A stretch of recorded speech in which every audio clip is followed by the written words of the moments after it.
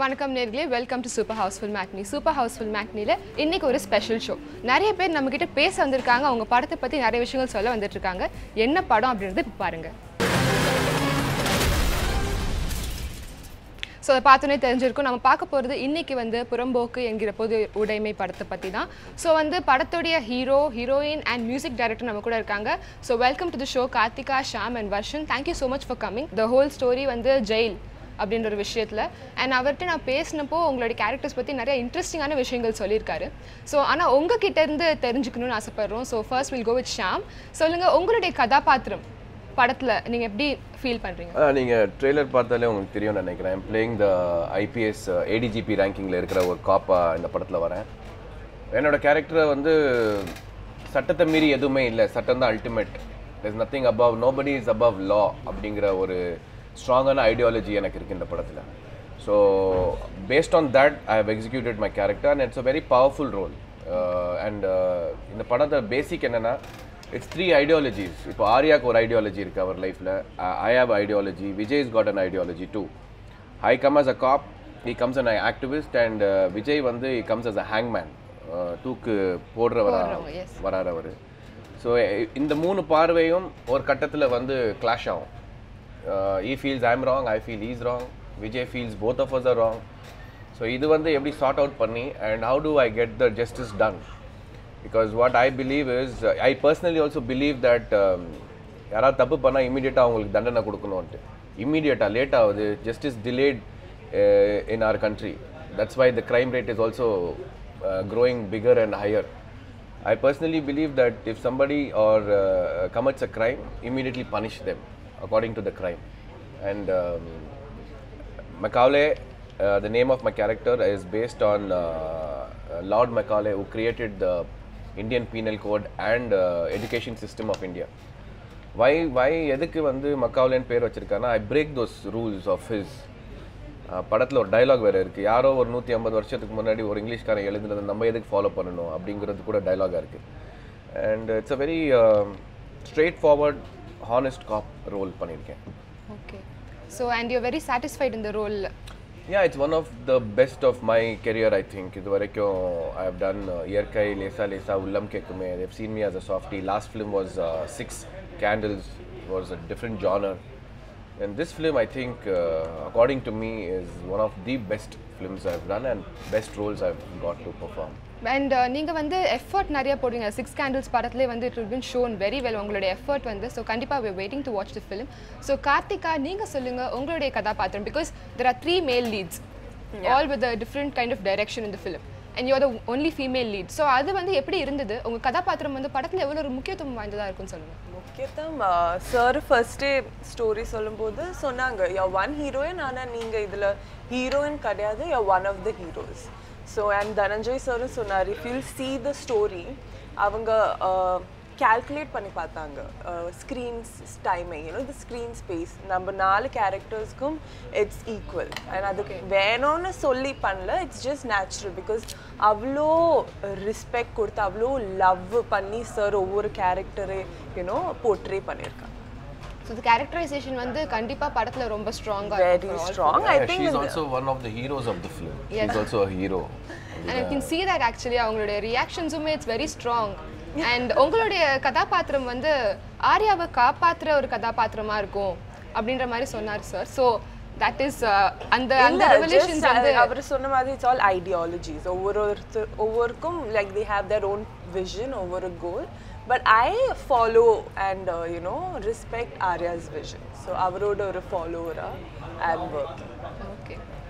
So Varshan sir, நீங்க சொல்லுங்க, இது உங்களுடைய first film. So how is it music directing for such a big project? Actually இது ரொம்ப எக்ஸ்பெக்டேஷன்ல இருக்க ஒரு படம் அப்படினு சொல்லலாம். நான் டைட்டில் பார்த்த உடனே ஏன் இந்த மாதிரி ஒரு டைட்டில் அப்படினு ஃபர்ஸ்ட் क्वेश्चन வந்துச்சு. அதுக்கு அப்புறம் நிறைய விஷயங்கள் அப்டேட் ஆயிட்டே இருந்துச்சு படத்தை பத்தி. So ஒரு மோஸ்ட் எக்ஸ்பெக்டட் ஃபிலிம்ல நீங்க டெபியூ பண்றீங்க. So how does it feel? Very first experience, ரொம்ப சந்தோஷம். பெரிய பேனர், பெரிய ஆர்டிஸ்ட்ஸ் எல்லாருமே. நான் தான் இதில் சொல்ல போனேன் பட்டிங். இருந்தாலும் எனக்கு ரொம்ப சேலஞ்சிங்காக இருந்தது. இவங்க 3 பேரும் பெரிய ஹீரோ, ஹீரோயின் எல்லாருமே. ஸோ இவங்க எல்லாருக்குமே பாட்டு பண்ணும்போது ஈக்குவலாக நானும் பண்ணணும் அப்படின்ற மாதிரி ஒரு தாட் இருந்தது. பட் ஆனால் சாருடைய கணக்குப்படி பார்த்தோன்னா எல்லாமே ஸ்டோரி ஓரியன்ட் சிச்சுவேஷன்ஸ் தான். ஸோ அதனால் அவருக்கு என்ன சாட்டிஸ்ஃபைடோ அதுக்கேற்ற மாதிரி தான் நான் கம்போஸ் பண்ணியிருந்தேன்.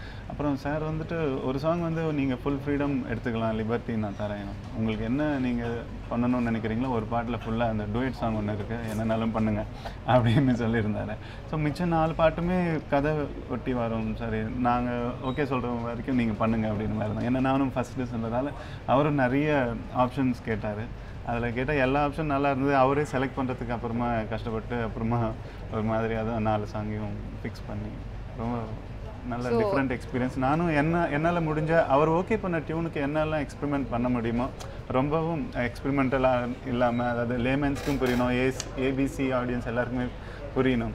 ஸோ ஃபஸ்ட்டு படத்துலேயே மாசாக அப்படி போயிட்டு அப்படி பயங்கரமாக ஹிட் ஆகணும் அப்படின்ற மாதிரிலாம் எனக்குமே தாட் இல்லை. அது கான்ஸ்டண்ட்டாக எப்பவுமே கன்சிஸ்டண்ட்டான மியூசிக் டைரக்டர்னு பேர் எடுக்கணுன்ற ஒரு எண்ணம். ஆனால் அந்த ட்ரெய்லர் மியூசிக்கே வந்து இட்ஸ் லைக் அட்ரினலின் பம்பிங் அந்த மாதிரி இருக்கு. அது ட்ரெய்லர் நான் பண்ணது வந்து 7/8ன்ற ஒரு ரிதம் பேட்டர்னில் பண்ணேன். அது ரொம்ப அன்யூஷுவல் வே ஆஃப் இது. அது ஹாலிவுட் டச் இருக்கணும் அப்படின்றதுக்காக நான் ஸ்கோர் பண்ண ஒரு ட்ரெய்லர். அதுக்கு நல்ல ரெஸ்பான்ஸ் இருந்தது. ஸோ அதுதான் வெரி ஃபஸ்ட்டு ஆடியோ லான்ச். அந்த சாங் வரதுக்கு முன்னாடி ட்ரெய்லர் தான் வந்தது. அதுக்கு ரொம்ப நல்ல ரெஸ்பான்ஸ் இருந்தது. ஸோ அதுபடியே நான் சாங்குமே அதுக்கேற்ற மாதிரி நல்லா ஒர்க் பண்ணியிருந்தேன், கொஞ்சம் எக்ஸ்பெரிமெண்ட்லாம் பண்ணிட்டேன். ஸோ நல்ல ரெஸ்பான்ஸ் இருக்குது இன்னைக்கு. வெரி ஹாப்பியாக போட்டு படம் அந்த ட்ரெய்லர் வந்து இட்ஸ் லைக் வெரி பம்பிங்னு சொன்னேன். ஏன்னா இப்போ நாங்கள் ட்ரெய்லர் பற்றி மட்டும்தான் பேச முடியும். ஏன்னா ட்ரெய்லர் தான் நாங்கள் பார்த்துருக்கோம். பார்த்துக்கு ஒரு எக்ஸாம்பிள்னு பார்த்தா ட்ரெய்லர். ஸோ படம் ரிலீஸ் ஆக போகுது. So we are waiting to watch as I already told. So Sham, நீங்கள் சொல்லுங்கள், you're doing a cop role. So காப்புக்கு அப்படின்னு பார்த்தீங்கன்னா போலீஸ் ஸ்டேஷன், ஜெயில். ஸோ அந்த ஜெயில் செட்டை பற்றி டாக்குமெண்ட்ரி பண்ணியிருந்தீங்க. ஸோ அந்த செட்டில் ஷூட் பண்ணது எப்படி இருந்தது? இல்லை இது வந்து யூஸ்வலாக வந்து போலீஸ்னால் ஒரு ஸ்டேஷனில் காட்டுறது தான் போலீஸாக தெரிவாங்க எல்லாருமே. பட் இதில் வந்து I'm a Jailer, I control the entire jail. அந்த ஜெயில் இஸ் காட் 2000 prisoners. அவங்க எல்லாருமே நான் கண்ட்ரோல் பண்ணோம். அதை மீறி வந்து I make sure that there is nothing wrong happening in the jail. And Jana சாரோட ஃபஸ்ட்டு விஷயம், the beauty of this character is when Jana narrated the film and narrated the character, என்ன சொன்னார்னா, அந்த ரெகுலராக நம்ம தமிழ் சினிமாவில் ஒரு காப் பார்த்துக்கிட்டே இருக்கிறோம். மீசை முறுக்கிக்கிட்டு பைசெப் ட்ரைசெப்லாம் காமிச்சிக்கிட்டு ஆக்ஷனாக வசனங்கள் பேசுகிற மாதிரி கோவப்படுற மாதிரிலாம் இருக்குது. இது வேண்டாம், மீசையும் வைக்க வேண்டாம் Sham. I want you to be young bachelor cop, IPS ரேங்கிங்கில் இருக்கிற ஒரு யங் பேச்சுலர். ரெண்டாவது வந்து முக்கியமான பாயிண்ட் என்னென்னா, I set throughout the film எங்கேயுமே வந்து கோவப்படக்கூடாது, கத்தக்கூடாது. I mean without this is what you have to perform. அதாவது ஒரு 4-5 இடத்துல வந்து 4-5 சீனில் வந்து ஆக்சுவலாக ஒரு ரெகுலர் காப்னா 10 பேர் அடிச்சிருக்கணும். பட் இதில் வந்து so basically it was not the physical aspect of the cop, it was the mental strength, mental aspect. Mentally how strong is a cop. என்ன சுச்சுவேஷனாக இருந்தாலும் ஒரு கன் பயன்படுத்தணும், இல்லை ஒரு 10 பேர் அடிக்கணுங்கிற அவசியமே இல்லை. They have this mental strength. That's why they trained as a cop. So they handle everything is handled with the mind. யாரை எப்படி மேனிப்புலேட் பண்ணணும், எப்படி ஹேண்டில் பண்ணணும் அப்படிங்கிறது தான் இந்த கேரக்டரைசேஷனோட பியூட்டின்னு நினைக்கிறேன். And in that way this cop is very good விவன் வித் த பிரிசனர்ஸ். யூஸ்வலாக பார்த்தீங்கன்னா பிரிசனர்ஸ்க்கு வந்து இப்போ போலீஸை பிடிக்காது.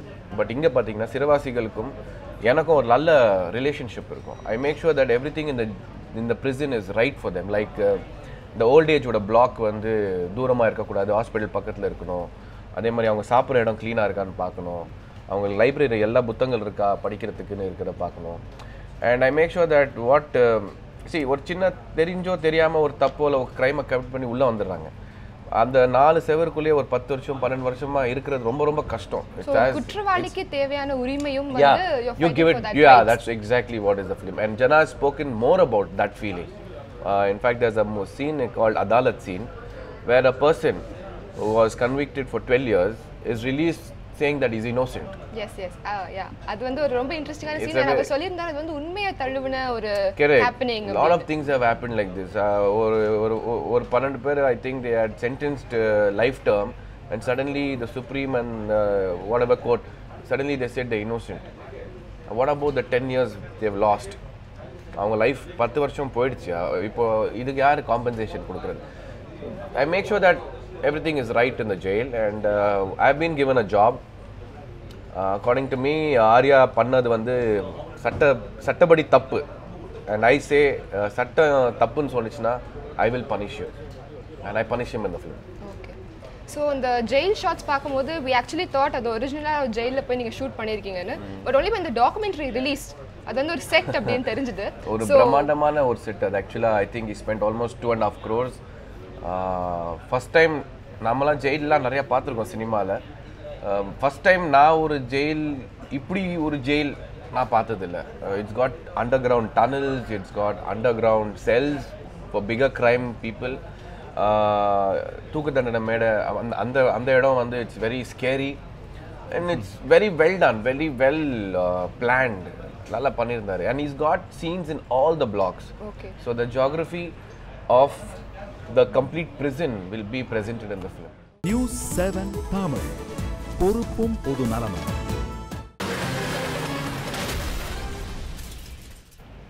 Welcome back to super Housefull matinee நேர்களே. ஸோ நிறைய விஷயங்கள் பேசிகிட்டு இருக்கோம் புறம்போக்கு படத்தை பற்றி. உங்கள் கதாபாத்திரம் பற்றி நீங்கள் பேசுனீங்க. ஆனால் வந்து டைரக்டர்ஸ் டச் அப்படின்னு எப்போவுமே ஒன்று இருக்குது. ஸோ ஜனநாதன் சார் வந்து உங்களுடைய கதாபாத்திரம் பற்றி என்ன சொல்லியிருக்காருன்னு லெட்ஸ் வாட்ச். இப்போ அதே மாதிரி கேட்ட கூட 1.5 கோடி ரூபா பெரிய ஜெயில் செட்டு போட்டிருக்கோம். ஒரு 2000 சிறைவாசிங்க கைதிங்க இருக்காங்க. அவங்கள மெயின்டைன் பண்ணிட்டு ஒரு பெரிய அதிகாரி அந்த செட்டோடு நின்று அவர் தான் அந்த ரூல் பண்ணுறாரு. அந்த இடத்த அந்த ரூலிங்க்கு ஒரு பர்சனாலிட்டி ஒன்று வேணும். அது கொஞ்சம் வீக்காக இருந்தாலும் செட்டே வீக் ஆகிடும். எல்லாமே ஸ்கிரிப்டும் வீக் ஆகிடும் பர்சனாலிட்டி வைஸே. அப்புறம் பர்ஃபார்ம் பண்ணுறாரு நெக்ஸ்ட்டு. ஷாம் அதுக்கு ரொம்ப பொருத்தமாக இருந்தார். அதனால் நான் ஷாமை யூஸ் பண்ணேன். ஸோ வந்து உங்களுடைய கதாபாத்திரம் பற்றி he's spoken like you're very psychologically strong character. நீங்கள் ஏற்கனவே சொல்லியிருந்தீங்க அதை பற்றி. அண்ட் ஜனநாதன் சார் கூட நீங்கள் ஏற்கனவே இயற்கை படம் பண்ணியிருக்கீங்க. ஸோ அந்த படத்தில் அவர் கூட ஒர்க் பண்ணதுக்கும் இப்போ வந்து புறம்போக்கு படத்தில் அவர் கூட ஒர்க் பண்ணதுக்கும் கண்டிப்பாக யூ ஃபவுண்ட் டிஃபரன்சஸ். இயற்கையில் நான் நடிக்கும் போது I just considered him as one more director. Like I was working with Basan sir, Priyadarshan sir, Jana sir, அந்த மாதிரி ஒர்க் பண்ணிட்டு இருந்தேன். பட் ஆஃப்டர் ஒரு ஷெட்யூல் 2 ஷெட்யூலுக்கு அப்புறம் ஐ became too close to him because of his knowledge. In-depth knowledge what he has about cinema, about life, about politics, about any field. எந்த ஃபீல்டை பற்றி நம்ம பேசினாலும் he has in-depth knowledge. That attracted me a lot. So நிறைய time spend பண்ணேன் அவர் கூட. நான் இயற்கைக்கு அப்புறம் கூட I think it's almost 10 years now. ரெகுலராக டச்சில் இருப்பேன், ரெகுலராக பேசுவேன், ரெகுலராக மீட் பண்ணுவேன். and I know all the scripts what he has. And moreover அங்கே வந்து ஒரு டைரக்டராக ஒர்க் பண்ணேன். இங்கே வந்து as a it's like family for me. He's like family for me. I am like family for him. எல்லா விஷயங்களும் டிஸ்கஸ் பண்ணுவோம். நான் என்னோட கருத்தை வந்து உரிமையாக சொல்லுவேன். இந்த படத்தில் கூட எனக்கு சில விஷயங்கள் தோணுதை வந்து சொன்னேன்னா, சார் இது வந்து இப்படி இருக்குது, தப்பாக இருக்குது, இல்லை ரைட்டாக இருக்குது, இது ரொம்ப நல்லா இருக்குது அப்படி. He gives me all the rights to be very transparent with him. And moreover the best part about him is he has no ego. இது வந்து இவர் சொல்கிறத நான் கேட்கணுமா எடுத்துக்கணுமா அப்படின்னு இல்லை. யார் நல்ல கருத்து சொன்னாலும் அதை எடுத்துக்குவார் அவர். And for me now I call him captain. இயற்கையில் வந்து நான் ஒரு செயலர் ரோல் பண்ணிட்டு இருந்தேன். ஸோ அந்த ஷிப்புக்கு வேற ஒரு கேப்டன் இருந்தார். பட் அந்த படத்துக்கு அவர் தான் கேப்டன். ஸோ ரைட் ஃப்ரம் இயற்கையிலேருந்து இப்போ வரைக்கும் ஜனாங்கிற வார்த்தை வராது என் வாயில். ஐ கால் ஹிம் கேப்டன். எங்கே இருக்கீங்க கேப்டன், வாங்க கேப்டன், ஓகேயா captain. And I know one thing that he's a very honest filmmaker. He has conceived a very honest film. Our conceived பண்ணிருக்காரு ரொம்ப ஹானஸ்டான film. And since I have worked before, I understand him better. நான் ஒரு காட்சியில் நடிக்கும் போது short முடிஞ்சதுக்கு அப்புறம் when I see Captain, I understand with the expression whether he's happy and satisfied or not.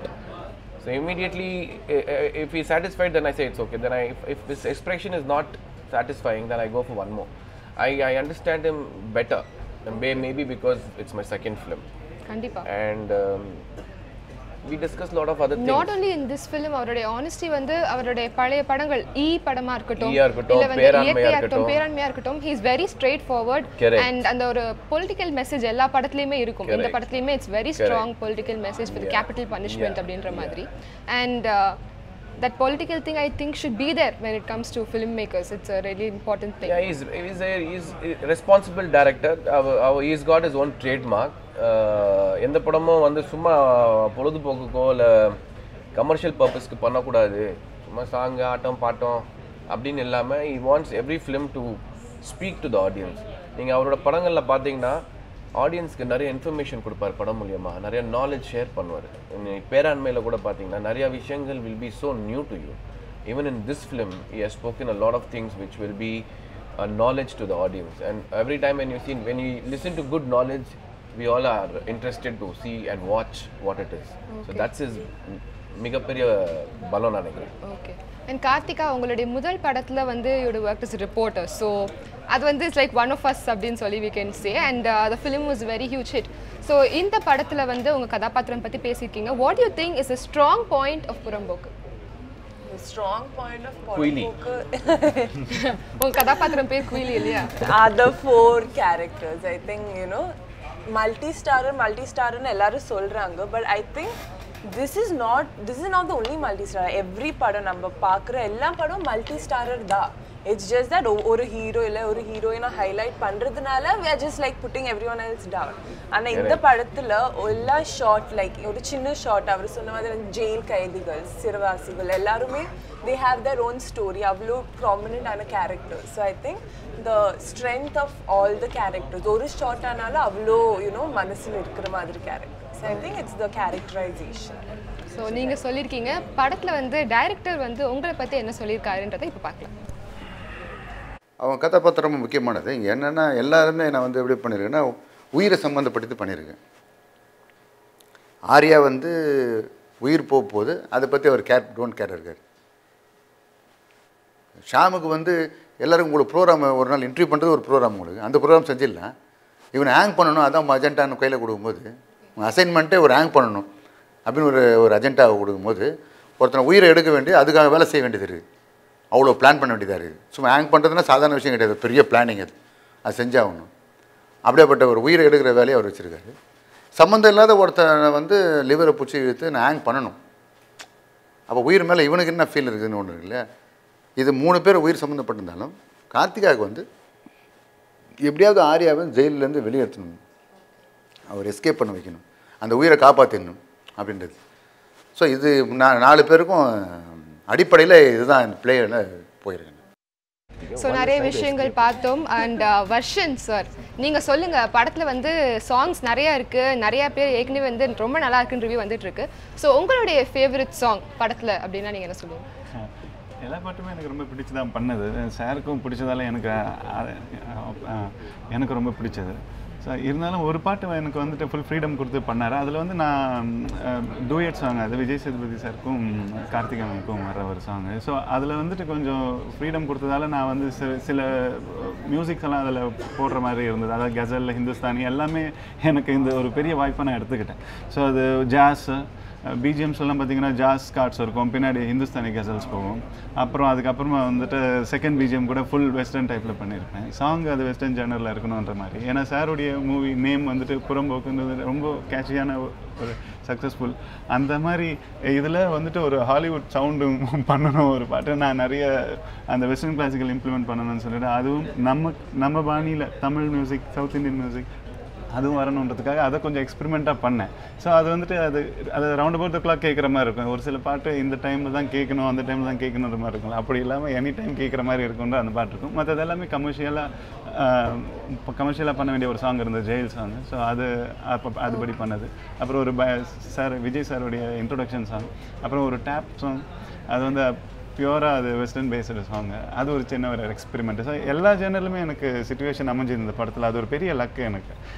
இப்படி தான் எல்லாம் சோகமாக இல்லாமல் ரொம்ப ஹாப்பியாக எல்லாமே இருந்தது அதில் வந்துட்டு. ஸோ உங்கள் பாடல் இல்லாமல் எவர் கிரீன் ஹிட் ஆகிறதுக்கு வாழ்த்துறோம். when you talk itself உங்கள் எக்ஸைட்மெண்ட் அப்படி தெரியுது. ஸோ படத்தை பற்றி நிறைய விஷயங்கள் வந்து எங்ககிட்ட பகிர்ந்துக்கிட்டீங்க. Thank you so much for coming to the studio and spending your time. படம் ரிலீஸ் ஆகி பெரிய வெற்றி பெற நியூஸ்7 தமிழ் சார்பாக வாழ்த்துக்கள். Thank you so much. ஸோ நேர்களை கண்டிப்பாக வந்து நீங்கள் என்ஜாய் பண்ணியிருப்பீங்கன்னு நினைக்கிறேன் இந்த ஷோவை. மீண்டும் உங்களை நாளை சந்திக்கிறேன். Christy signing off in super housefull matinee. Bye bye.